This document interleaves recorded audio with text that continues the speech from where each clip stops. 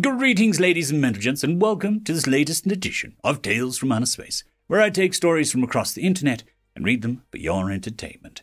Just a quick note, if you enjoy series and all want to support the channel, I've created another channel dedicated to series, and all the series from this channel will be moved over there. If you are interested, please head over there and subscribe. It would be very much appreciated. The link is in the description. Anyways, on to the story. NursePrime, the human, is waking up already. Written by SlowAD2584.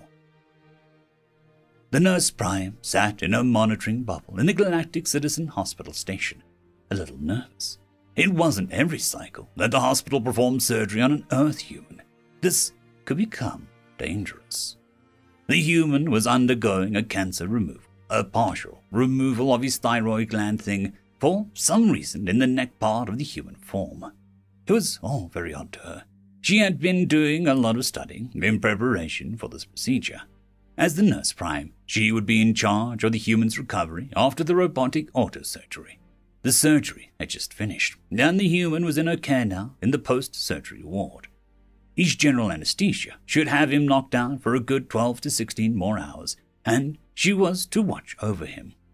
Just as she was the most worried, thinking of the many, many ways humans could simply wreck the facility, one of her heart monitors in her ward started to beep an alarm. The beep gaps increasing in rate per second and pitch. When the beeps got too fast, the heart monitor made long tones instead, though still rising in pitch. "Oh, by the dark star, not already! This is too soon!" It was the human patient. Of course, his heart rate and blood pressure was spiking rapidly. He was waking up, and his body was alarmed, angry. Now the heart monitor blared in a police siren wee-woo alarm, but the NursePrime didn't have time to look up what that particular alarm signified with regard to human heart monitors, because there was a bang heard throughout the wall, sound of struggling. The NursePrime got up and raced into the ward to see two nurses struggling to hold the human down. The human was definitely awake and definitely upset. The nurses were definitely panicking, one on each human arm, but the human was very strong, throwing the nurses back repeatedly, ripping his arms from their grip, and slamming a tight grip on his own onto the hover gurney railings, trying to sit up.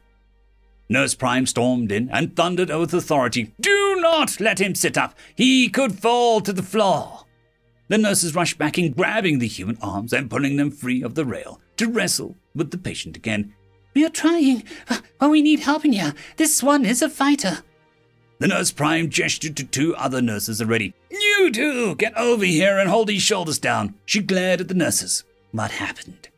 As the four alien nurses finally held the human down, one of the nurses replied nervously, "We just finished the extubation of his, breathing tube thing, and he just started to wake up. We thought that he would be paralyzed for some time still, but he suddenly hissed in a deep breath and suddenly became motile." The young nurse was at a loss for words. "I don't know how he—" The NursePrime nodded. "That would be the adrenaline, kiddo. We need to calm him down, fast." As the human squirmed under the four sets of hands, his broad shoulders flexing and surging in waves of power, the NursePrime rushed up, placed a hand on the human's shoulder, and said in a commanding tone, Sir, you're in the hospital. You just got out of surgery. We need you to calm down, lay back, and be calm. Do you understand?" The human paused in his struggles and turned his head a bit, as if finally making sense of his situation. Can't see," the human croaked with recently abused vocal cords, but he nodded, and with a final yank ripped his arms free again, and with shaking hands interlaced his fingers across his chest as he struggled to control the hiss breathing through his teeth. "They were just taped shut, sir. You woke up just so early. Yeah, let me get those for you." As she peeled the tape off, the human visibly relaxed as he looked around. His heart rate dropped noticeably already. "Are you okay? Do you need anything?" "Water," the human croaked. The NursePrime pulled up the human's procedure data. "His surgery began only 3 hours ago. He should have been under general anesthesia for many more hours than this. He might have to be aware of his surgery. No wonder he woke up fighting. We need to talk to human doctors and anesthesiologists immediately." The human lay in his recovery bed, surrounded by human surgeons, anesthesiologists, and lawyers for some reason. They had all raced to the station of the highest authority jump gate clearance. "Greetings, Mr. Smith. Glad to see that you are on an amazing recovery. Now, could you please tell us the very first thing that you were aware of after going under for the procedure?" The human shook his head with a wry grin. Honestly, just waking up here, not knowing where I was, unable to open my eyes, with strange hands grabbing me. My head was a little fuzzy still, and it was only half notion that I had been kidnapped or abducted again or something, not remembering that I was here for surgery or anything." The other humans nodded with visible relief. That explained the fight instinct quite well, actually. The human continued, I assumed there was a tube down my throat getting pulled out. I missed even that, thank goodness." With that, the other humans nodded and wished the patient well and left. The NursePrime was greatly relieved. Apparently, nothing was done improperly. The patient was just an outlier of sort. Later in her shift, she was watching a video feeds of the patient's beds, just curious about human physiology. She knew the general anesthesia that he was under was a strong one with a paralytic that should have kept the human unconscious for at least 12 hours. She watched the video as one of the nurses extubated the plastic tube from the patient's mouth. Ew. No wonder he couldn't speak. Immediately after its removal, the patient's eyebrows drew together. His large jaw muscles clenched in visible cords, and his head slowly turned to the right, catching the nurse's attention. "Uh-oh, I think he's waking up," one of them said to the other as the heart monitor started to climb. "No way, it's too soon. He's just got here," the other said. "Yeah, but he can't move yet, right?" the nurse said nervously. "This is a big one here." The other nurse was about to confirm that the patient couldn't move, when suddenly the human sucked in a large breath suddenly, and all of his arms and legs lashed out, smashing into the side rails of the gurney. He grabbed the railings and tried to surge up into a sitting position. "Oh my, Darkstar, he is fully motile. How? What do we do?" "Ping the NursePrime and grab him." The NursePrime turned off the video, already knowing the rest. She shook her horned head. She had heard that humans were terrifying when in Maw mode, and she didn't particularly care for this intimate demonstration firsthand on her home turf. That could have gone so much worse. She was relieved that the well-documented talking a human down procedure was also proven to be so effective as well. End of story. Story number 2. A Deathworlder's Instrument, written by ComposedAnarchy. Flobby entered his practice room and approached their locker to retrieve their instrument. "Hey, precisely on time as usual, I see," came the voice of Pickety Snubber from behind him. The pair are members of a marching band that performs in the parade held every cycle to celebrate the founding of the Galactic Union. Today was simple practice. "Did you hear the news?" asked Flobby Goodaber. "About the new band member? Yes, can't wait to see what they play," Pickety Snubber replied gleefully. Every member of the band is a chosen musician from each race of the Union.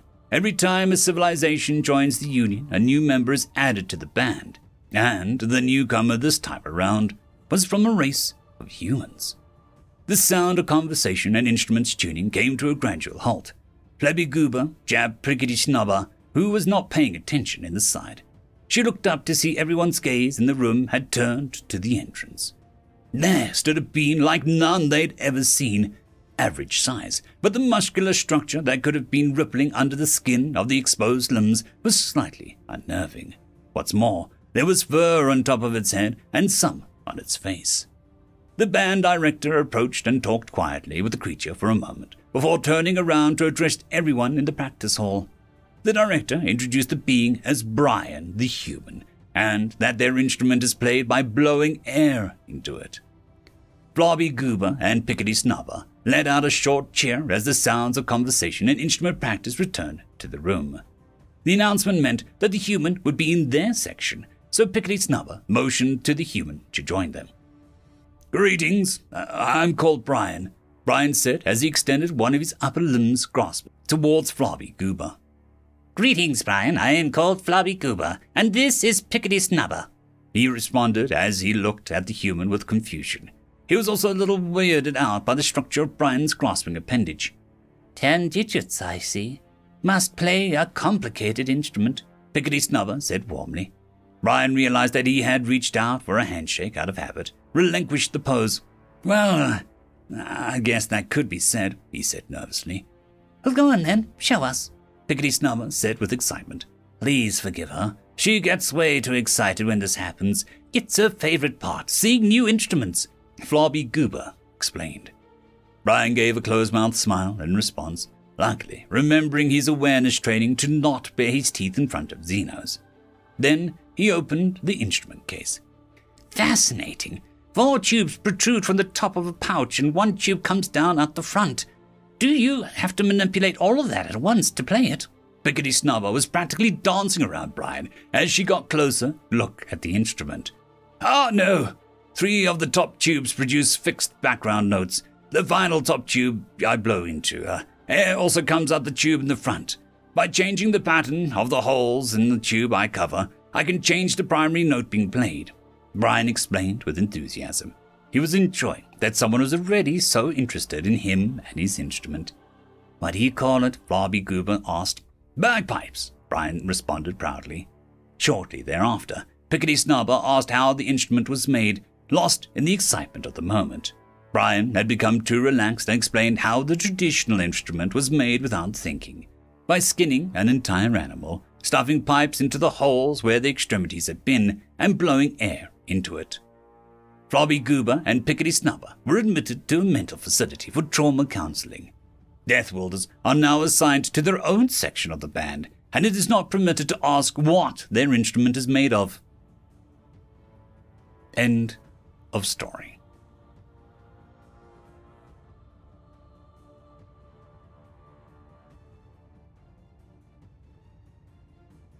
There is a new legend on the horizon. Blueberry Cat has taken the T6 Patreon spot.